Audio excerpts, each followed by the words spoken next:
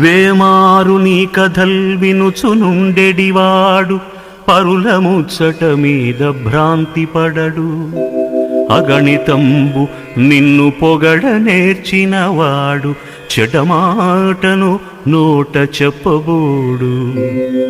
ఆసక్తి చేత నిన్ననుసరించెడివాడు తన మదాంధుల వెంట తగులబోడు. సంతసంబున నిన్ను స్మరణ చేసెడివాడు చలగి నీచుల పేరు తలచబోడు. నిన్ను నమ్మిన భక్తుండు నిశ్చయముగా కోరి చిల్లర దైవముల్ కొల్వబోడు. భూషణ వికాస శ్రీధర్మపుర నివాస